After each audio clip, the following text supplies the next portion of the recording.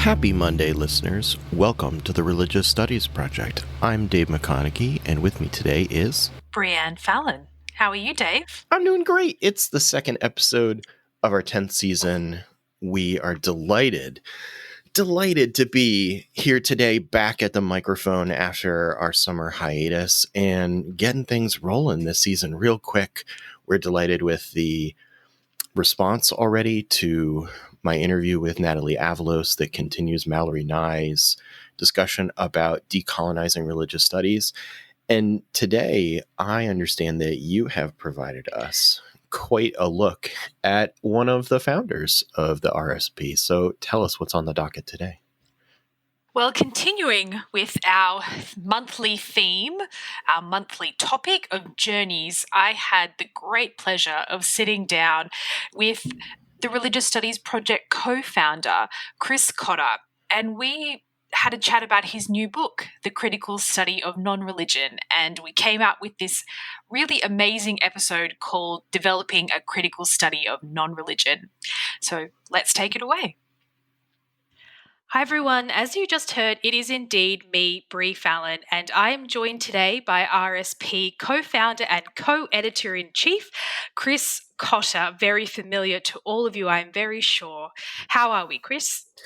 We are okay. I'm sitting in my windowless home office box at the moment as we hopefully are nearing the end of COVID full-on lockdown shenanigans in Edinburgh. We've got our fingers crossed there, and just keeping on trucking. Well, in speaking of keeping on trucking, today we're going to chat about your new book, which I just had the joy of reading a bit of an early copy, and I found it very intriguing.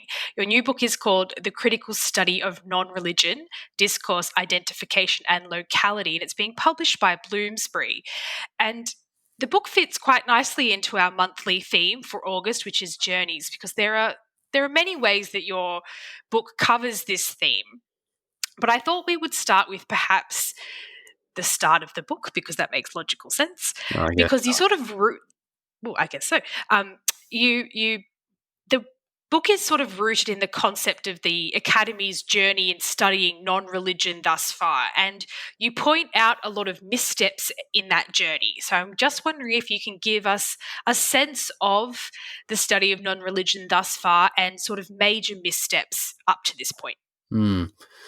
Well, what I do, as we all do as academics, is somewhat clunkily fit the history and approaches into ideal types, and then I immediately say that ideal types are bad things.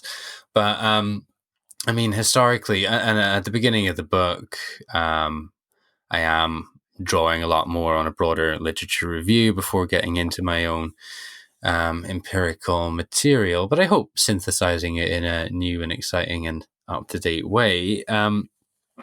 For a long time, the study of non-religion or the non-religious or irreligion or the secular or whatever of the multitude of terms we want to use was dominated by what I call a subtractionist approach. So it was seeing the non-religious. I'll just keep using that term. We could get into critiquing that as an uninteresting residuum left over when religion is removed from the picture. So if we're looking at people who might employ social surveys or whatever, a none box might be included in there in an identification exercise, and then that population would probably not be of interest to the study. So, it would be included there to just sort of siphon off people who weren't of interest. And there's, that approach dominated for many decades from both sides of the ideological spectrum, I suppose. People who might be invested in the category of religion obviously didn't see people who were identifying as non-religious as being of interest, but also people who were perhaps major proponents of the secularization thesis would have seen it as a subtraction story, as there being something there, which was religion, which was diminishing to some sort of neutral baseline normal state. And Lois Lee and Stephen Bullivant, who are sort of, well, they were the co-founders of the Non-Religion and Secularity Research Network, of which I'm now part. They trace this back to the early pioneers of the social sciences, like, Marx, Comte, Durkheim, and so on, who, in their words, were, because they were not religious themselves or saw themselves as having transcended this in some way, didn't see that state of being as being worthy of comment. Now, although there has been demonstrable interest in the study of non-religious from a more substantive perspective, say going back to the 1960s with there was a big conference that happened at the Vatican, with a lot of that day's major sociologists attending. And then in the early 70s, we had Colin Campbell's Toward a Sociology of Irreligion, which sort of set a research agenda. It wasn't really until the 21st century that people started taking a real substantive look at going, well, maybe people who are identifying as non-religious, maybe there's something interesting going on there. Maybe it's more of a question of what do they have, what beliefs, values, practices, and all that sort of thing do they have, rather than just seeing them as this sort of empty residuum. And from the start of the 21st century, we then, with the rise of new atheism and a whole bunch of other things, contextual factors, scholars start to turn their attention towards the non-religious substantively. So asking things like, what does it mean to be non-religious? And taking that none category of social surveys, which seems to be growing and growing, and starting to think, well, who are these people?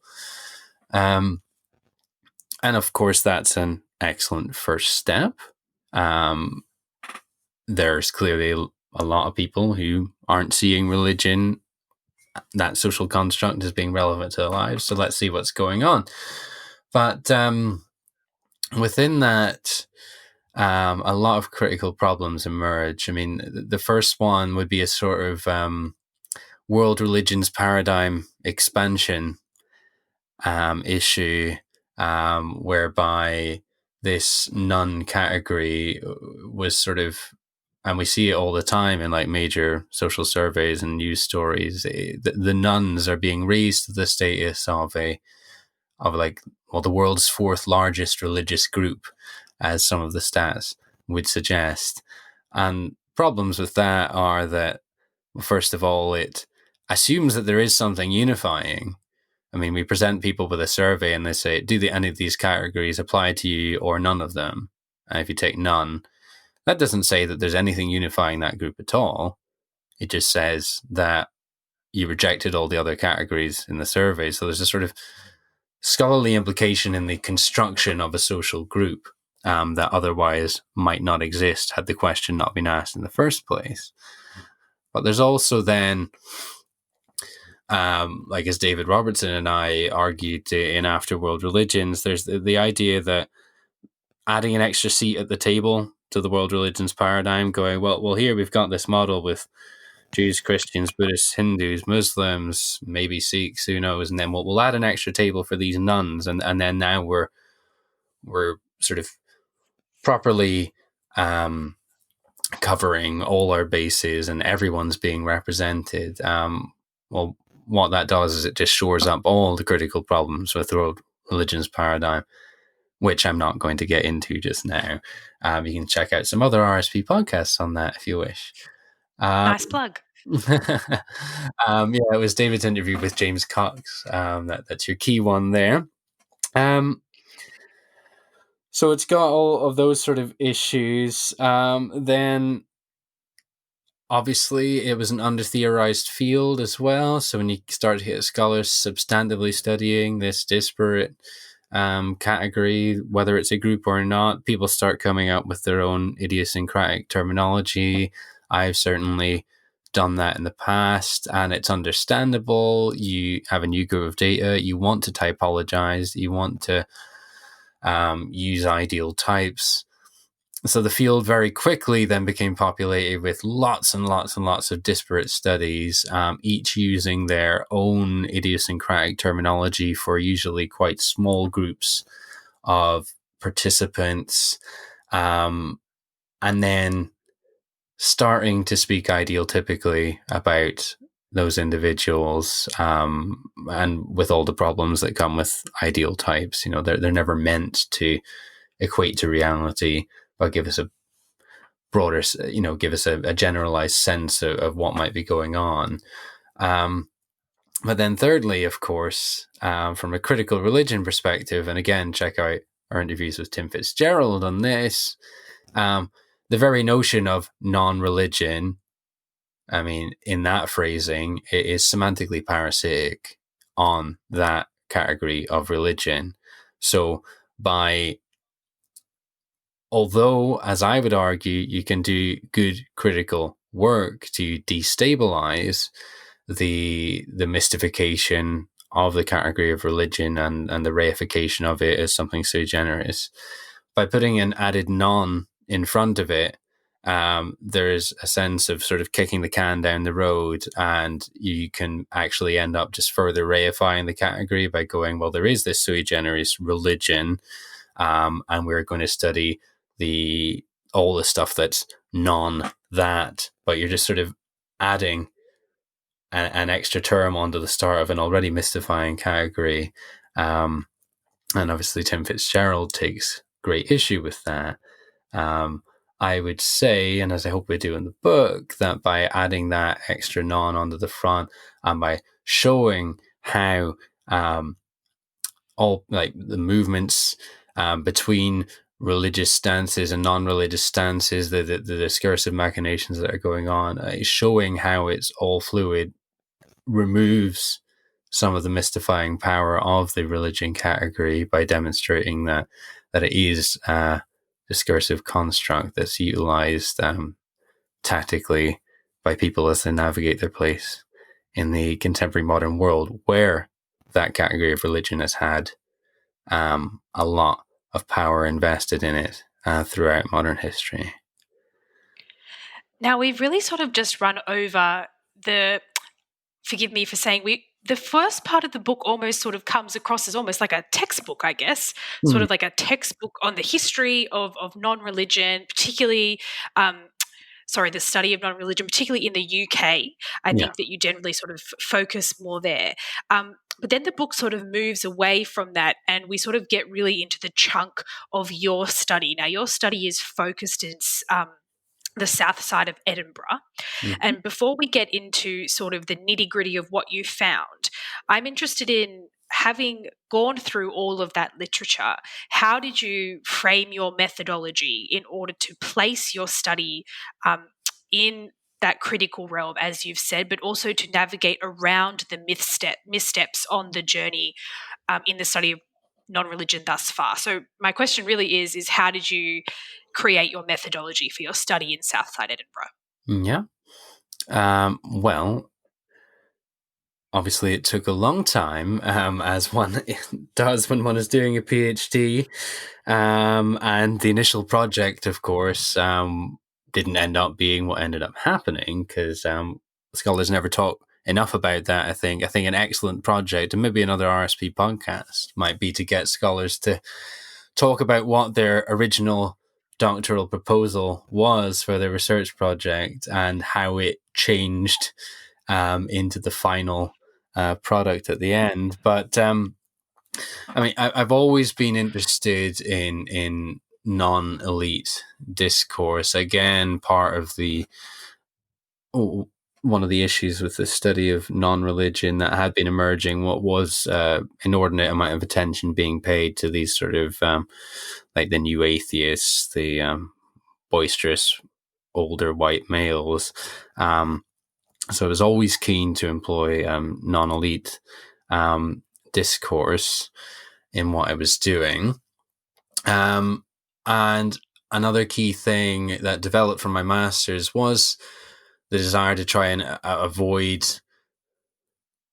placing people into these religious or non-religious boxes from the outset, and using like a tick box exercise. And then if people said they were not religious, using that as my way to find them and speak to them.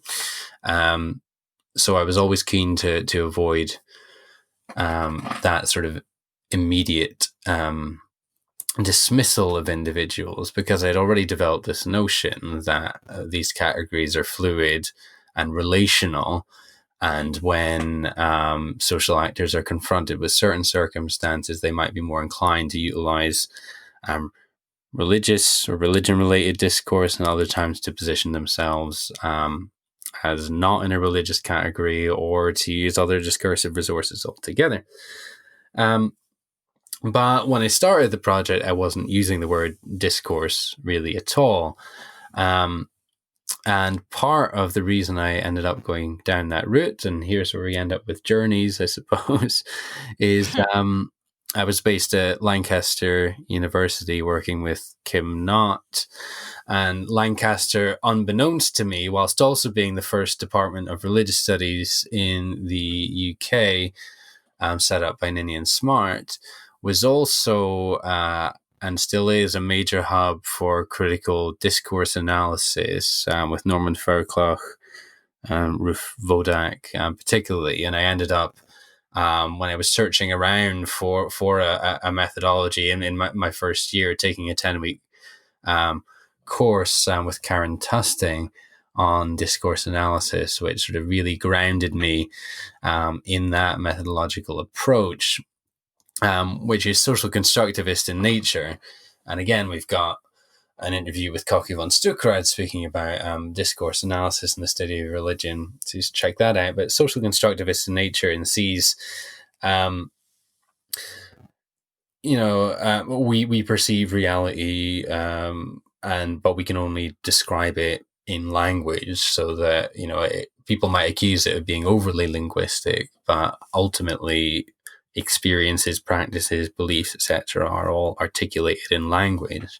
But rather than taking the language as being inherently meaningful, what discourse analysis does is it takes those speech acts and breaks them down, looks for metaphors, synecdoches, looks at the silences, looks for the common sense tropes and things, and tries to see what is being encoded into that. So I went for a discursive approach. So I wanted to look at, and that helped me actually get around that initial fear of bounding people into religious or non-religious categories, because I was like, I am studying discourse on the category of religion. I can just talk to people about it, consider myself as part of that discourse, as part of that conversation, and just roll with it. So I went for discourse analysis, and this was also a trend that was starting to dominate in religious studies at the time. We had a few big articles by Koki von Stuckrad, Teemu Taira, and others coming out just at the time that I was doing this. At the same time, the Culture on the Edge collaborative, it emerged, sort of with Russell McCutcheon, Craig Martin, Leslie Doris Smith, and others, of which I'm now also a part. And they were making use of the French social theorist Jean-François Bayard and his notion of shifting identity talk to talk of identifications. So again, that tied in very well with that discursive approach that I was encountering at Lancaster, and again helped my thinking in terms of, let's not think about what people's identities are, but rather what are the identificatory moves that they are making in social contexts. And then thirdly, I was working with Kim Knott. Kim Knott is perhaps best known for her book on this called the Location of Religion, a Spatial Analysis, although she's done a lot of work in Hinduism and on security threats and other things. But she was quite rooted in an ethnographic approach, looking at specific localities. And at the time, I was grappling around I want to look at discursive data, and I want to prioritize non-elite social actors, but how do I justify bounding the data? Like, you need to have a sort of organizing frame for your research. You can't just go in and say, I'm going to speak to a bunch of people who will speak to me. You need to have some sort of way of containing the data.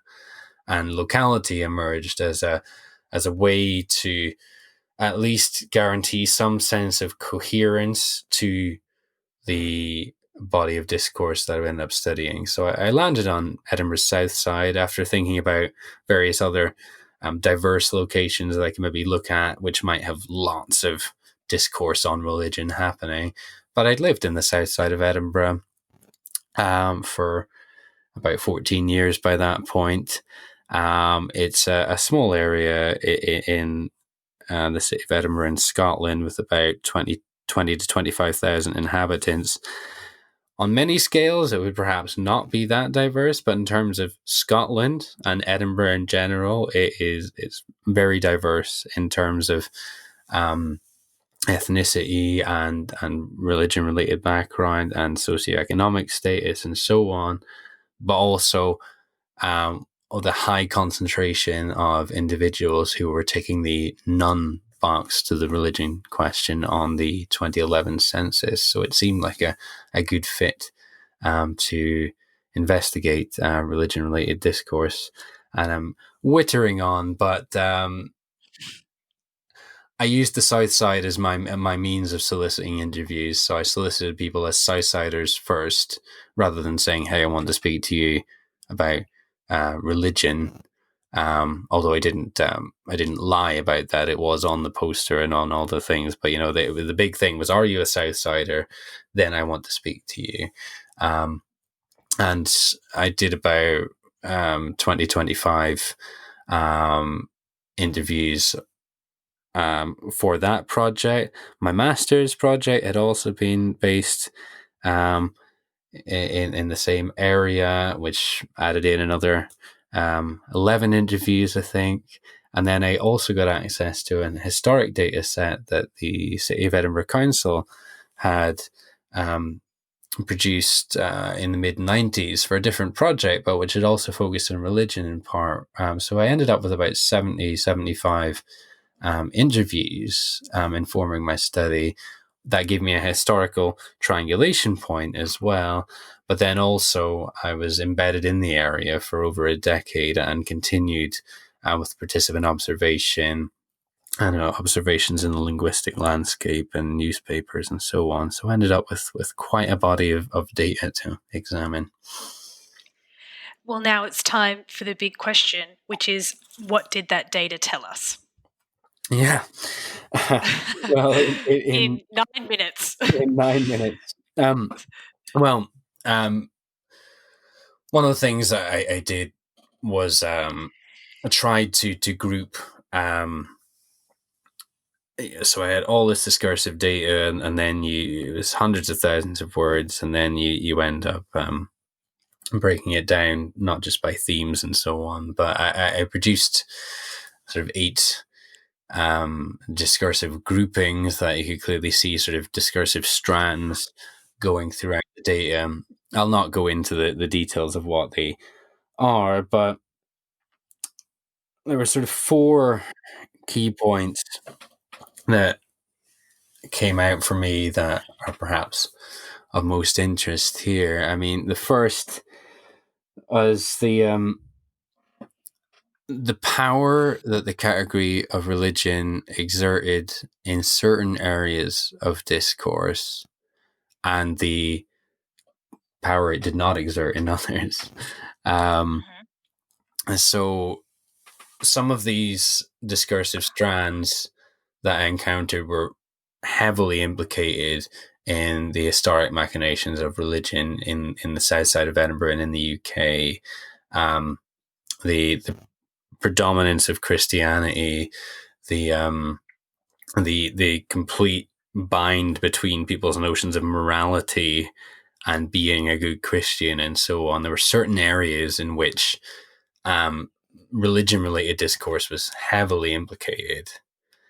And then there were other areas in which you could describe the contours of the discourse without ever making any reference to religion-related categories at all.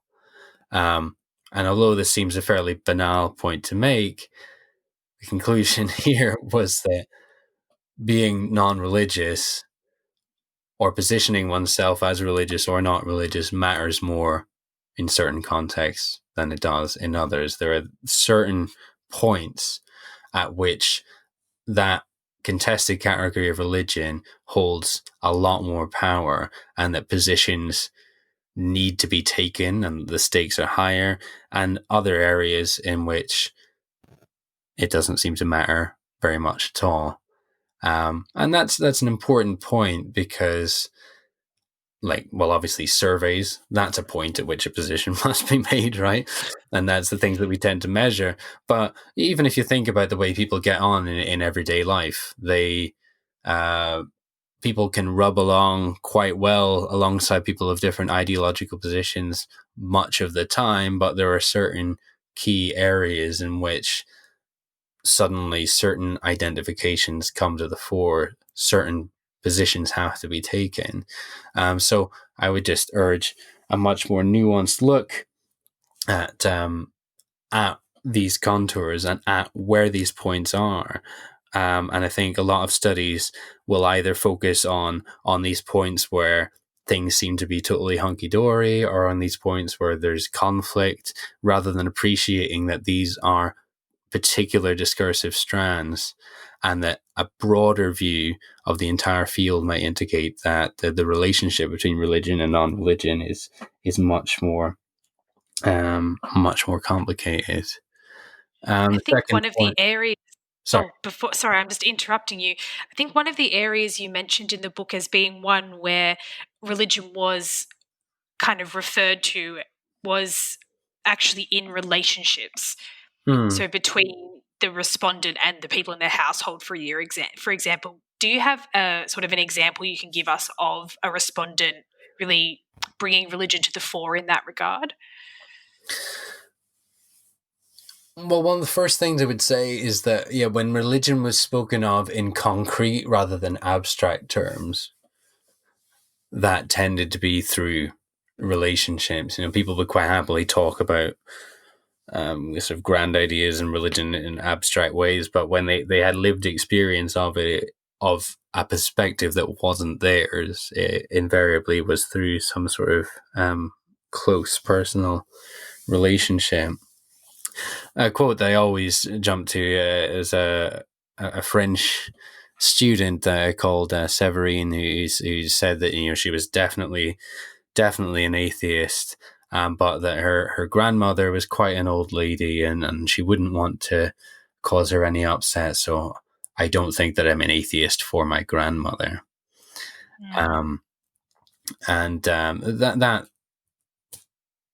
That is an example of how people situationally identify and how people would prioritize certain social discourses there on the importance of family, on respect for elders, on preserving the peace, on all sorts of things over their commitments in other areas, such as in relation to whether they think there's a deity or not.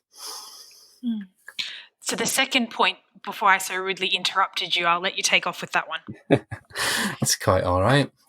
It was just focusing right in on that point of Jean-François Bayard about identifications rather than identities. Again, a classic example would be from another student informant who had a whole variety of different identities. Like when part of the process was presenting them with a whole list of identificatory terms and allowing them to select any ones that they thought were applicable. And then we discussed what those terms meant, the context in which they might use them. And I think, they had things like humanist, agnostic, atheist, secular, But for each one of these, they were saying, well, that seems more to me like, well, if I was asked to identify on a survey, it would be that. If you were talking about my belief in a deity, well, it would be that. But also atheist, too harsh to use in social interactions, so I'd probably move to agnostic more, depending who I was talking to. But humanist would be the one that would describe my sort of worldview in that way. Atheist doesn't seem that relevant a term to me, although it is a term that applies, and so on. So again, that doesn't sound like too much of a grand statement to make, but identities are not these static things that we fit into and that we move about the world with, but rather every act of identification, every moment in which an identity is claimed or even brought to the surface. We're all different things. We're all gendered, classed. We're in certain jobs. We've got racial identities. We're seen differently because of the teams we support, because of our age, because of our family relationships, and so on. We carry all of these identifications with us, and many of those are fluid even within themselves. But it's the relational social interaction that makes these things that come to the surface and be and have people positioned in relation to those identity categories. So when it comes to religion and non-religion, again, there are certain things out there in the social world that will push particular individuals into one side or another, but things are much more fluid. And as we know, even within a religious tradition, plenty of adherents will not necessarily wish to identify with their tradition in some circumstances or in others. They'll not subscribe to everything that they're supposed to subscribe to. This is normal stuff. But by using this approach where I tried to set aside that distinction between religion and non-religion and look at what was happening on the ground, I think I showed some really illuminating things about how this fluidity manifests itself and the power that these identifications hold. Like it, again, drawing back to the previous point, being positioned as religious or non-religious matters more in certain contexts than it does in others, and understanding those points is important. Sort of brings to mind some very sort of classical work like Goffman and Presentation of Self in Everyday Life, and even Tillich with Ultimate Concern. And the fact that it's sort of dredging those things up in my mind brings me back to something you said earlier, in that there has been sort of a lack of critical theory to the study of non-religion. And it sounds like you're really sort of turning that up in this book and really focusing on that real critical aspect, as the title would tell us. My next question is, do you think that the methodology and the approach you've taken in this book is specific to the study of non-religion, or will it be useful elsewhere? I don't think it's specific to non-religion at all, but the guiding argument I always provide for the book is that, particularly with the study of non-religion, there seem to be two broad camps out there. There's the critical scholars of religion, who tend to look askance at what's going on in non-religion studies because they see all those critical problems that I identified earlier, the reification of the category of religion, the construction of social groups, and so on. And they would tend to say studying non-religion substantively is just a further entrenching of that problem, and it's all somewhat worthless. I'm generalizing. And then the other side, you've got plenty of scholars who are quite happy to just dive in and find new data and substantiate what's going on, and without paying any attention to those very important problems of power and category formation and all the rest that would animate the critical study of religion. And I saw this book as providing a bridge between the two, saying what happens if we do empirical work, ask empirical questions, get out there, speak to, quote, real people, find out what's going, quote, on the ground, and so on. But do that in a critically engaged manner, with attention to all those key questions that might animate the critical study of religion. Who are making claims about what, why, to what effect. And so the fact that I use this for non-religion, yes, it was useful for me and it provided a useful access point to it, but I'll certainly be carrying this approach into any work that I do in the future. I mean, academic life is precarious beyond belief just at the moment, but I might have another 30, 40 years here, and I don't see myself necessarily staying in the non-religion camp for that entire time exclusively. And the approach can absolutely be applied. It's essentially getting on with solid, detailed, ethnographic, discursive work, but with those critical questions firmly in mind. And that comes from a sort of anxiety, I suppose, I have about the field of the study of religion, where we can see things going in the one way towards a sort of lived religion. Everything's all hunky-dory. Let's just keep finding out what wonderful, weird, wacky beliefs people have, and sort of skewing too much along that sort of phenomenological way of thinking that might end up more closer to theology, and the other side, the critical religion that ends up undercutting its own very existence by saying that the category of religion is a social construct, it's problematic, and we need to do away with it. So then where does the study of religion go? I think both can be done at the same time.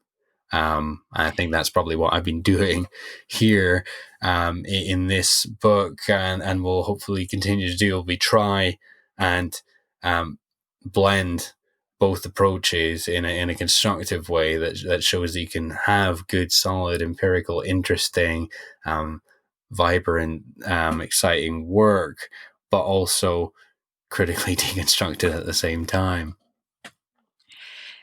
Just one last question, because we're rapidly running out of time. It sort of links to something you just raised there, which is your own sort of academic journey, your own trajectory. That's actually something you bring up in the book, The Critical Study of Religion. Very early on, you talk about how your experience as a fledgling PhD student really informed this particular study. And I don't imagine that was a particularly easy thing to include in the book, but I was just wondering if you could just shed a bit of light on that for us, and the sense of how the academic journey has been for you in the creation of this book. Yeah. Well, yes, throughout the book, and particularly in the introduction and conclusion, I try and focus on a lot of the relationships that I've built up over the years. I think it's important to situate yourself where you're coming from, where you're speaking from as an academic. And I am very much the product of a lot of fruitful and collegial, friendly academic interactions, as I described, that sort of move from to adopting discourse, identification, and locality. They're all tied in different scholarly communities, as is my whole approach to the study of religion. In that critical but ethnographically engaged approach is very much grounded in the Edinburgh context that I had, working with people like Jim Cox, Steve Sutcliffe, and even your own Carol Cusack, who came over to Edinburgh at a particularly formative moment for me. So I certainly try and highlight the importance of all these very positive collaborations and people who at various points gave me a chance and took me under their wing and gave me the time that then led to this positive influences on my intellectual formation. A more negative thing that I worried about including, and I didn't really know if it was appropriate or not, but I'm glad that I did, was that there was a moment right at the beginning. It was just when I'd I got funding for the PhD, and I was delighted, and I was sharing this around a few of my network. This happened, and a senior scholar who'd been quite supportive up until that point, asked to see my research proposal. And upon seeing the research proposal, decided to send me a message detailing in sort of point by point all the things that they thought that I had stolen from their work, and all the points at which I was, just plagiarizing them and using them to my own gain, and how disappointed and shocked they were with me, and so on. Now, at the time, I've gone back and I've read the whole exchange and read everything, and I'm sure there might have been some bits which were influenced by this individual. That happens, and particularly when you're entering into, you're applying for something, your academic rigor is not going to be what it is now, and so on. So I'm not saying they were entirely wrong. But at the same time, it had been through numerous other people reading it over. It was my ideas. And a more collegial reaction to that might have been, this is excellent to see how you're working along the same lines that I've been developing in a new context. I'm really excited to see what you come up with. Really, this is going to be great. And instead, the approach was to sort of stamp on me and say really, as I would say now, just absolutely overblow any sense of what had been going on, and that stuck with me, and I would say pushed me in a much more positive direction. Had I maybe stuck following in that individual's footsteps, I would probably have ended up with a much less critically engaged, much more naively, substantively focused piece of work than what came out at the end. And I think initially a lot of that came from trying to distance myself, like really trying to go. And there was probably a lot of hurt in there, thinking, well, if you think that that's what I'm, if you think that I'm trying to copy you, I'm going to make very well sure that I am not doing that. So it came out of a place of negativity, but had a real positive impact, I think. And I'm sure others have had similar experiences. Yeah, I do have to say, reading that in the book, from somebody as like from yourself who, as a young scholar, I do respect so greatly to know that other people have been there, and, that the academic journey itself is not all sunshines, lollipops, and rainbows. I really appreciated the candor in the book and the candor that you've just shown to us now. So thank you for that again. And there's lots of things we could continue talking about, but unfortunately we're out of time. So I just wanted to thank you again and let everybody again know the title of the book is The Critical Study of Non-Religion by Bloomsbury. Thank you, Chris Cotter. Thanks, Breann. I really am thankful for Chris's candor in that episode about his experience in coming to publish his latest monograph, The Critical Study of Non-Religion. But I would like to talk with you, Dave, about this kind of concept of the category of the nun, the category of non-religion, and how that sort of sits in the idea of the world religions paradigm, which is really sort of dropped, and how we kind of work with these categories moving forward. Yeah, Chris has a moment in the interview where he says to you that previously it was a subtractionist approach. If you went out and you asked everybody, here, check which one of these boxes you fall into, that everybody who didn't fall into one of those boxes was subtracted from the study. And so it was a way of really creating the boundary around things that we think of as endemic to the world religions paradigm. So if you weren't Hindu, or you weren't Buddhist, or you weren't Christian, and you weren't Muslim, you're none, right? And that final box, and checking that final box meant, in Chris's opinion, that we're just reifying the original category by tacking on all of this extra non or secular or irreligious or the not religious, and all of those add-ons. We're just continuing to prop up the kind of mystical properties of religion as a category that is assumed in all of those other identity formations, and was then being thrust upon non-religion as this kind of vacuum that was just hoovering up all of this extra junk. I really enjoyed your interview because I think it brought out that point where the categories in the positive sense about religion also created the categories negative opposites and sustained the power of the original category religion that was being used kind of weakly among all of them. It's a real service, I think, what you did speaking with Chris, not only to draw out that bit, but also to frame it within the context of the labor, the journey that we all go on scholars to produce this kind of work. And so Chris talks about what it was like to collect the data, and he talks about some of the kind of professional challenges that he faced trying to look at this work.